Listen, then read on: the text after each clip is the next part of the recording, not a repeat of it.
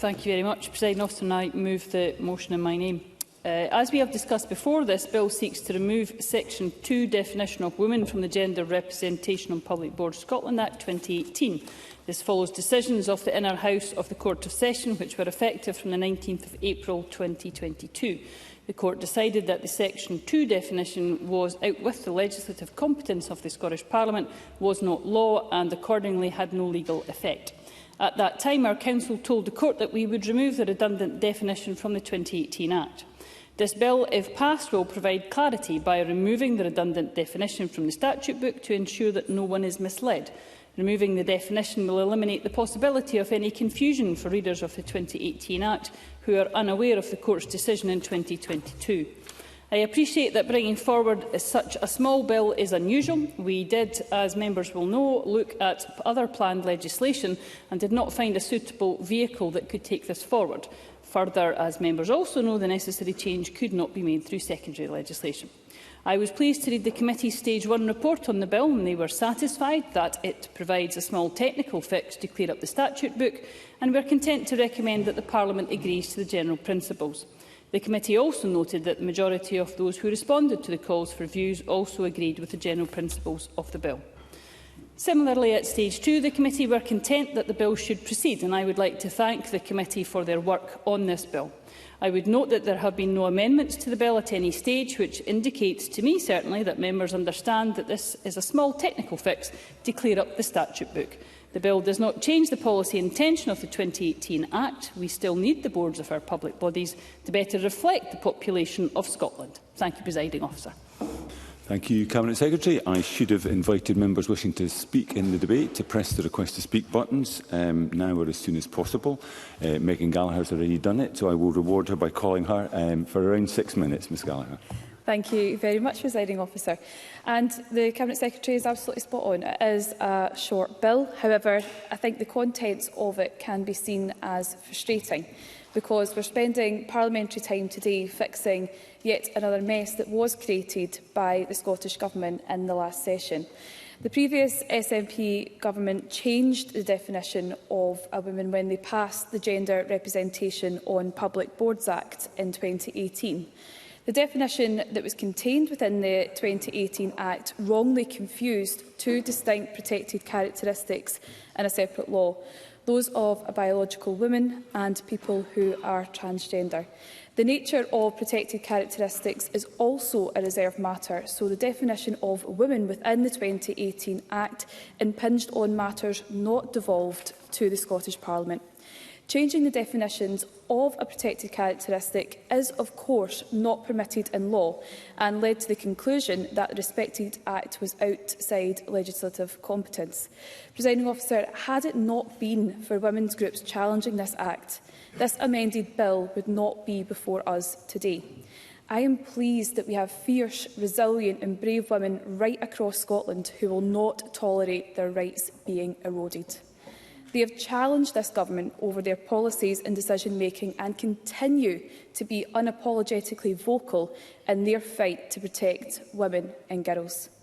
It was for Women Scotland who brought the judicial review on the Scottish Government's new definition of a woman, and the Court of Inner House ruled on the 18th of February 2022 that it was out with the legislative competence of the Scottish Parliament as it amended the definition of protected characteristics in the Equality Act 2010.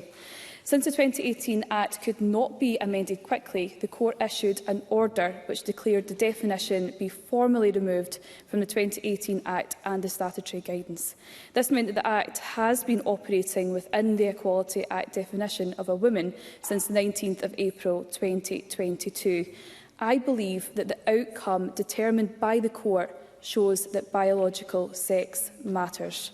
The bill that we are discussing today removes the unlawful definition from the face of the bill, and that is welcome. And it is, of course, a step in the right direction, but it isn't one that the SNP government reached on its own.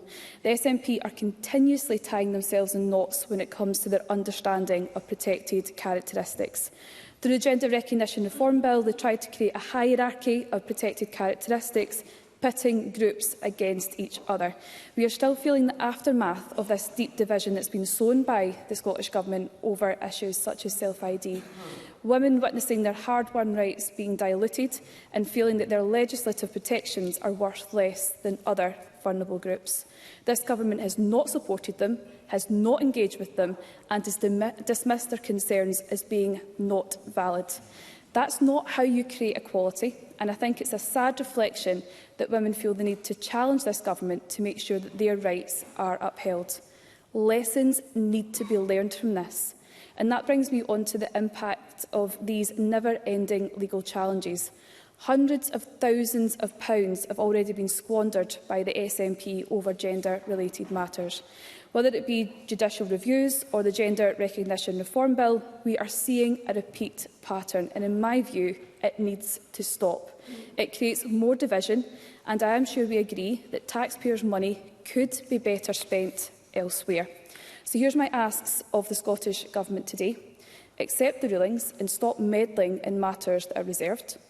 Don't stray into areas that makes legislation unlawful. And please listen to women's groups. All they want is for their rights to be protected and respected. There is nothing controversial in any of that. Presiding Officer, given that we are here today because of the hard work and efforts of For Women Scotland, I will end my contributions today by thanking them for their hard work, their tenacity and their expertise. They are the women who wouldn't wished. For Women Scotland turned 6 years old today, and may I congratulate them as well on their campaigning success so far. We in the Scottish Conservatives will continue to stand shoulder to shoulder with them on these issues. And I'll finish by asking them directly to keep powering on to protect the rights of women and girls here in Scotland. Thank you. Thank you. And I now call on Paul O'Kane. Up to 5 minutes, please. I'm very grateful, Presiding Officer, and I'm pleased to open for Scottish Labour in this debate. And I don't intend to speak for too long, but I do want to offer some remarks. I commented in the Stage 1 proceedings on this bill that the Equalities, Human Rights and Civil Justice Committee, of which I'm a member, had indeed produced the smallest Stage 1 report I think I have seen in the Parliament, and reached the conclusion that this bill should proceed in order to tidy the statute book. And at Stage 2 there were no amendments for the Equalities Committee to consider, and indeed this afternoon, in a rare occurrence, we have no amendments to the bill at Stage 3. So I think it is clear there is consensus around moving the bill forward, indeed to take the action that is required to ensure that the statute book reflects the law, because actually we have a bill before us that seeks to ensure that the statute book reflects, as I have said, the legal judgment that was handed down in the Court of Session. I do think there are a number of things we should take time to reflect on this afternoon as we bring this bill to its conclusion. Indeed, that, as already has been outlined, that we are here because of a legal judgment that's been passed down on the original Act. And sometimes, of late, I feel that this has become a more common situation. Indeed, we could look to some of the challenges around bringing UNCRC incorporation to its conclusion and other issues where the Scottish Government and Parliament collectively needs to be better at ensuring that legislation doesn't actually end up in the courts, and that we are producing good legislation at every stage, and we're ensuring that scrutiny of that legislation is well considered and well done, so that indeed we do not end up in legal challenge. I also think it's worth, at this stage in the proceedings, reiterating the importance of that original legislation as passed. And indeed, I made some comments on that in my contribution at Stage 1 of the bill. Scottish Labour fully supported the Gender Representation on Public Boards Act. I wasn't a member of the Parliament when the bill passed in the form that we are now obviously seeking to rectify in terms of the statute book. But I think everybody would want to recognise that the Act, as is an important step on the journey to ensuring better gender parity and increasing the representation of women in public life. And of course we know that this bill that we're taking through won't change anything that's happening on the ground, because the definition in the 2018 Act has been defunct since Lady Dorian's initial judgment, and the Scottish Government's revised guidance has been in effect since its introduction and was subsequently affirmed by the court.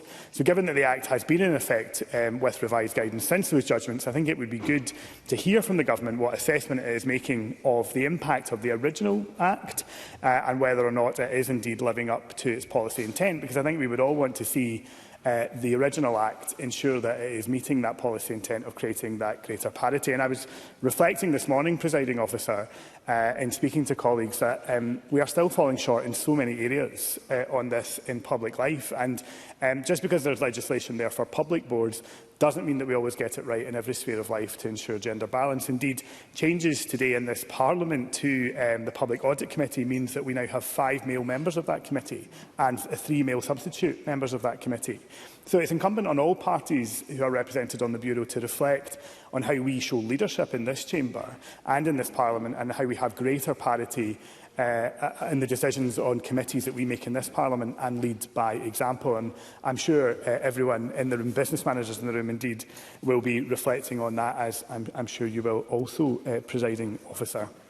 So I don't intend to detain the chamber for much longer in this opening speech, and I don't intend to relitigate to any large degree those old debates. But I do think it is our job as responsible legislators to consider the judgments of the court, to respect them, and to ensure that we have a tidy statute book to prevent any future confusion. So, Presiding Officer, similar to the brevity of the bill, I will leave my remarks there. I'm very grateful. Thank you. And I now call on Maggie Chapman. Thank you, Presiding Officer. I would like to thank everyone who has contributed to this bill reaching stage 3 today, including my fellow committee members, SPICE researchers, Scottish Government officials, the bill team and civil society organisations. There has sadly been a certain amount of misunderstanding about what this legislation does and why it has been introduced. As we've heard, all this bill does is to amend the Gender Recognition on Public Boards Scotland Act 2018 by removing a 3-line definition of the word woman in section 2 of the Act. No more. The passing of this bill is not a victory for anyone or any ideological position. This amendment follows decisions by the Court of Session, decisions which specifically did not say that the definition was wrong. All they said that it was outside the legislative competence of the Scottish Parliament, on the ground that protected characteristics are a matter reserved to the UK Parliament in Westminster. We might very well think that that is a pity, that the devolution settlement is so inconsistent as to place human rights within our competence and equalities out with it. We might also think it more than a pity that the rights and well-being of our transgender friends, colleagues, neighbours and relatives, which have been so much better protected here, must be subject to the toxic scapegoating of Westminster and media discourse. Yet again, it seems that independence will be the only way to secure a truly fair and inclusive Scotland. But this bill is not about those issues, important though they are. It is simply, as the committee report notes, a technical fix. It wasn't strictly essential, for the definition has had no legal effect since April 2022, as Paul O'Kane has already outlined. But it has been introduced in order to bring the formal statute book up to date, to provide clarity and to prevent any potential confusion. The use of a standalone bill to make this amendment might seem disproportionate, but we are assured that there were no powers in the 2018 or any other Act which would allow the change to be made by way of regulations. I and my Scottish Green colleagues will therefore be voting in favour of this bill at decision time, and as a matter of legislative clarification. We stand, as always, in solidarity with transgender and non-binary people across Scotland and beyond, and continue to strive for a future we can all be proud to share. Thank you. Thank you. I now call on Regan. Thank you, Presiding Officer. Predictably, the Cabinet Secretary continues to downplay the importance of today's amendment bill. However, this is a crucial step to align the Act with the Court of Session ruling that the Scottish Government's redefinition of women was out of the legislative competence of the Scottish Parliament and therefore not law. The Gender Representation on Public Boards Act 2018 was this Government's misguided attempt to redefine women ahead of self-ID becoming law in Scotland. But of course, self-ID is not law in Scotland. So what has the Government actually done to clarify that self-identifying as a woman is not enough to be eligible for a woman's place on a public board? And are we now reliant on small, self-funded campaigns and policy groups like For Women Scotland and Murray Blackburn Mackenzie, some of whom are in the gallery with us today, to be the Parliament's unofficial revising chamber? If so, is it not more prudent for the public purse, for the Scottish Government to listen to them during the legislative process, rather than to respond to them in the court to their judicial reviews? I have repeatedly called for competency in government to raise the bar in this Parliament to rebuild that fragile public trust. But we can only do that when lessons are learned and acted upon. And this unlawful definition of women was not in the bill when it was first introduced to Parliament. It was added later, at Stage 2, following the Equality and Human Rights Committee's Stage 1 report. And I have to say, Presiding Officer, it's very concerning that such a core parliamentary committee does not understand the Equality Act of 2010.